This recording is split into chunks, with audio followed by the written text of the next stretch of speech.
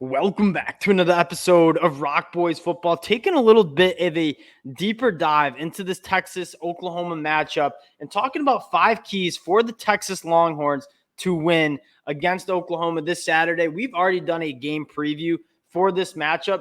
Doing this kind of allows you to take a deeper look into both these teams and specifically what Texas can do to give Oklahoma some problems. Really excited to get into this one. Now, before we do, again, just want to say thank you to you guys. The support you guys have shown the boys for all these game breakdowns, it really does mean a lot. I have a blast doing it. Appreciate y'all rocking with us. If you do enjoy the content, consider subscribing to the channel. But more importantly, and I know I said this for the Oklahoma fans, I know Texas fans doing their research on this Oklahoma team would love to hear your keys to the game for Texas against Oklahoma this Saturday. Without further ado, let's get into this. And I want to talk about something that not the national media doesn't love talking about, and that is this Texas team and why they're different this year, why they're true national title contenders on the offensive line. I mean, they are absolutely dominant, and a lot of the hype and a lot of the attention goes to Quinn Ewers. He's putting together a really good season. Xavier Worthy, A.D. Mitchell, some of the more explosive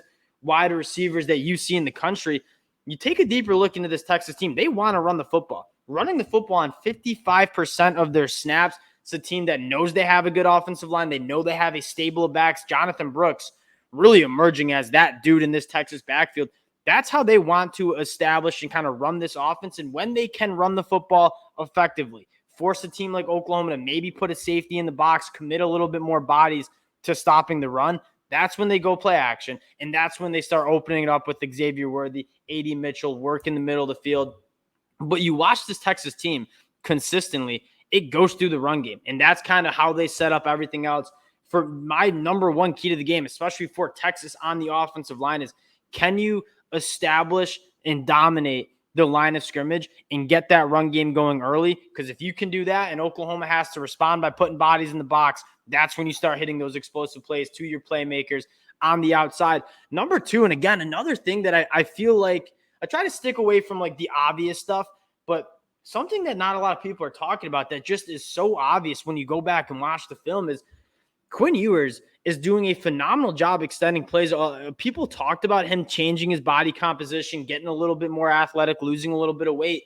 You see that in his game in a massive way, whether it's moving the chains with his legs or just extending plays outside of the pocket.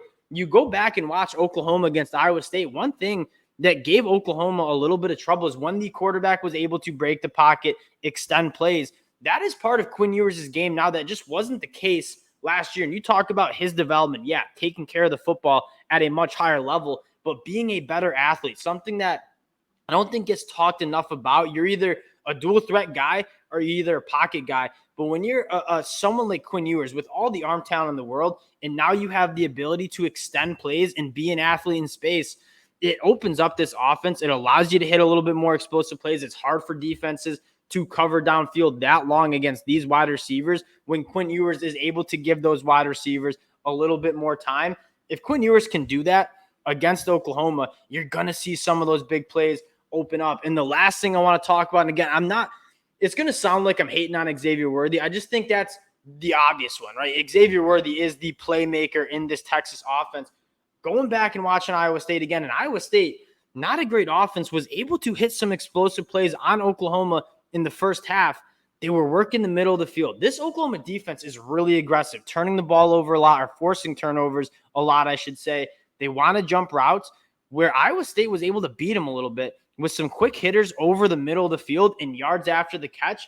A lot of hype and a lot of attention is going to go to Xavier Worthy, A.D. Mitchell on the boundaries. They're going to be safeties over top. They're going to be guarding kind of those big plays with those kind of guys.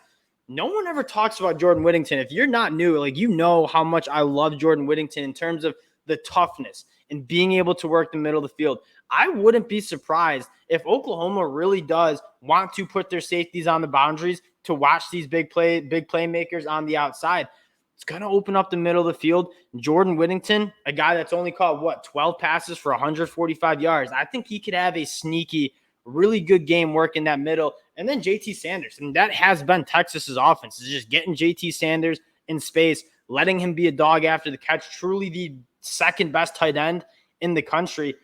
Xavier Worthy and A.D. Mitchell are going to get theirs on the outside. I would really pay attention to what Texas is going to try to do over the middle of the field. Because again, when you look at Oklahoma, where have they maybe struggled a little bit? I think it is giving those passes up in the middle of the field. Now, flipping over to the defense, and again, why this Texas team is different than last year. Like, you knew they had the playmakers on the outside. You knew you had a super talented quarterback in Quinn Ewers.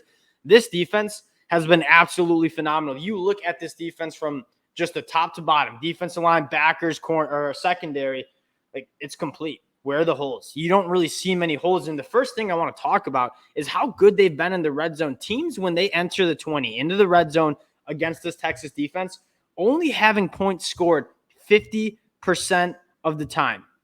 An insane number. Texas doesn't allow many teams in the red zone, but when they do, Texas is putting the clamps on. This is going to be a big story. Oklahoma and Jeff Lebby, they're going to run fast. They're going to get their yards. Oklahoma is not going to be able to win this game kicking field goals. And if Texas can force Oklahoma to kick field goals and turn the ball over, not score when they get inside that 20, that could be the difference in the game. We talked about it when we were talking Oklahoma. The margins are small. Taking 3 points versus 7 points is going to be the story of the game. And if you can force Oklahoma to take some field goals as opposed to score touchdowns, that's going to be a massive story. Again, Texas, so good in the red zone. I really do think that could kind of emerge as a big storyline. And the last thing, and when you watch and turn on Oklahoma, Jeff Lebby, brilliant offensive coordinator, what do they want to do? They want to attack the space, right? Every single inch and blade of grass on that football field is going to be thrown to, and it's going to be try to be taken advantage of. And what is Oklahoma going to try to do? And we mentioned this previewing Oklahoma. I don't think they're going to run right at this Texas defense, right? Tavondre Sweat, Byron Murphy, they are really, really good on the inside. They have really good linebackers. What Oklahoma is going to try to do and attack this Texas defense, it's not going to be into the teeth of the group. I don't think Oklahoma has the guys up front to do that. What they're going to do, swing passes, attack the perimeter, a little bit of what Kansas did to Texas last week. And for Texas, how do you stop that? You got to be able to make your tackles in space. Now, the good thing, Texas has been tackling at a very high level. I mean, I think you have some of the best linebackers in the country. Obviously, a guy like Jalen Ford, David Benda has been playing really well. True freshman Anthony Hill. You have that new breed of linebacker that can make plays in space. You're going to be forced to do that against Oklahoma. If Texas, I should say, can tackle in space against this Oklahoma team that wants to spread you out and attack all corners of the field, that's going to be a massive storyline. I'd even throw guys like Jalen Catalon, Jaron Thompson coming up in the box, making plays on the perimeter. Going to be a huge storyline. Oklahoma is going to try to attack that. If Texas can wrap up, rally to the football, limit those big plays after the catch, really, really good recipe for Texas. For me, it comes down to Texas kind of leaning on what they're good at, and that is in the trenches, right? Defensive line, offensive line. Can you establish your dominance? Can you run the football? Oklahoma is going to try to spread you out. They're not going to try to attack that line of scrimmage. You're going to try to attack the perimeter.